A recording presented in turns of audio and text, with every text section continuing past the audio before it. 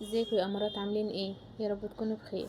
النهارده هنعمل تجهيزات من تجهيزات رمضان.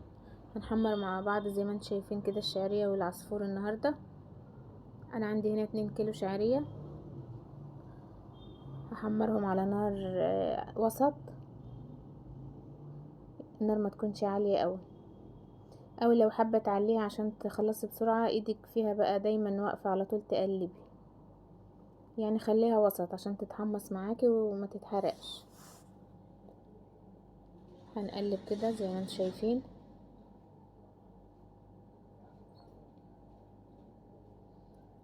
هقلب بقى مع نفسي شويه وارجع لكم تاني بقى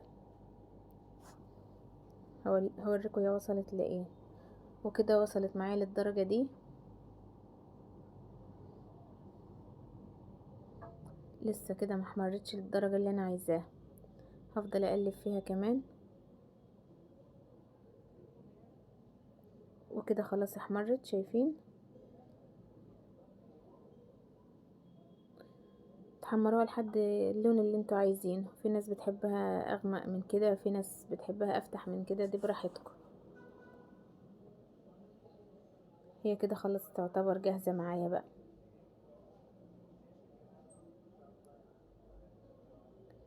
كده خلصت معايا بقى.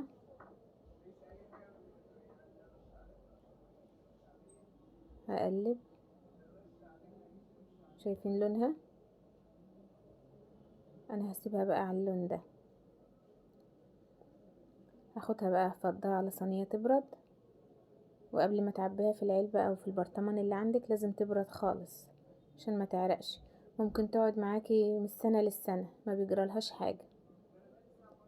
انا بعملها مش بس في رمضان، طول السنة محمراها ومجهزاها عندي كده، جاهزة عندي طول السنة.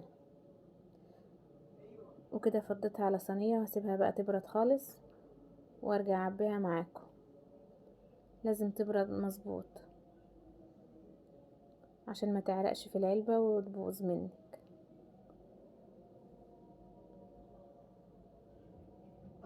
هتريحكوا لو جربتوها يا بنات.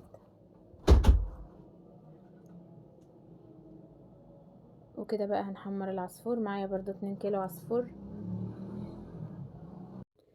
وكمان هنحمر كده العصفور زي ما حمرنا الشعرية يا بنات، برضو على نار وسط، وايدينا فيها على طول نفضل نقلب.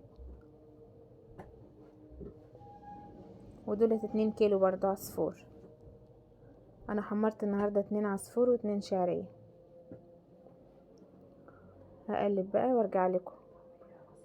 وكده وصل معايا للون ده. هنقلب.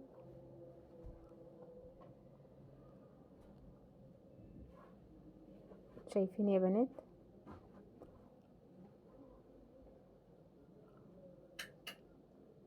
شايفين اللون؟ برضو عايزة تحمري اكتر من كده براحتك برضو. انا لسه هحمره كمان شوية لان انا بحب يكون احمر خالص. كده خلاص طفينا عليه، وصل معانا للدرجة دي. لازم بعد ما نطفي نقلب فيه شوية لانه بيفضل سخن برضه. بس انا دلوقتي برضه هحطه على صينية كده، لما تغطيه بيحمر شوية كمان لو عايزة تزودي اللون. كده انا حطيته على صينية زي الشعرية، وهسيبه برضه يبرد خالص قبل ما اعبيه في العلبة. وكده برضه بيقعد معانا زي الشعرية من السنة للسنة. وكمان ده مجهزاه عندي طول ايام السنة. وكده بردت الشعرية معانا، بردت خالص. هعبيها بقى في العلبة